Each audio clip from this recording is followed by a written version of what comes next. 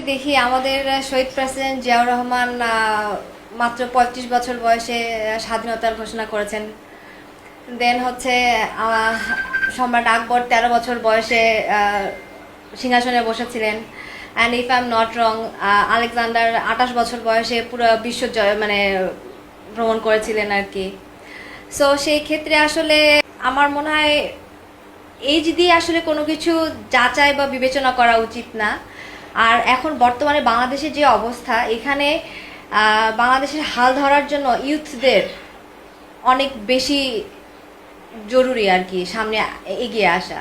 So এখান থেকেই আমার সামনে এগিয়ে আসা এবং সংসদ সদস্য হওয়ার স্টেপ নেওয়ার। প্রতিদ্বন্দ্বী তো অনেকেই আছে, অনেকেই থাকবে, বাট সেই ক্ষেত্রে আমি তো বলবো ডেফিনেটলি আমি বেস্ট।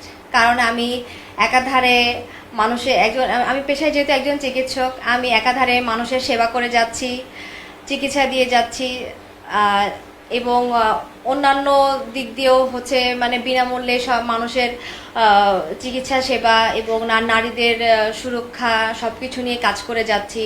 তো সব কিছু মিলিয়ে সবাই শুধু খালি বলে, চিল্লায়, কিন্তু কেউ কোনো কিছু করে না। সবাই খালি বলে যে হ্যাঁ আমি এটা চাই, আমি ওই পোস্ট চাই, আমি এটা করতে পারবো, আমি ওইটা করবো, সবাই খালি চিল্লায়, কেউ কিছু করে না, বাট আমি করে যাচ্ছি। সো আমি তাদের থেকে অবশ্যই অনেক এগিয়ে এবং আমি আই ডিজার্ভ ইট। বলি আমার রাজনীতিতে আসা ২০১২ সাল থেকে, সেখান থেকে আমি অনেক মানে সাসপেন্ড হওয়া, তারপর ফ্যাসিস্ট আমলে অনেক হামলা মামলা শিকার হওয়া এবং লাস্ট জুলাই রেভলিউশনে পা ভাঙা সব কিছুর শিকার হয়েছি। সো আমরাও কম ত্যাগ স্বীকার করি নাই অ্যাজ এ ইউথ। সো আমিও বলবো যে আমিও অধিকার মানে সংসদে যাওয়ার অধিকার রাখি এবং অগ্রাধিকার বেশি আমার। আমি দলের দুর্দিনে সবসময় ছিলাম, দুর্দিনে রাজপথে ছিলাম।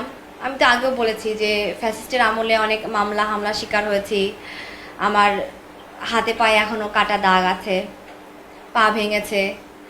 সো সব কিছু মিলিয়ে ত্যাগ স্বীকার আমি বলতে গেলে অন্যরা যদি 90% করে, আমিও সেমই করেছি। সো আমিও যথেষ্ট পরিমাণ আশাবাদী।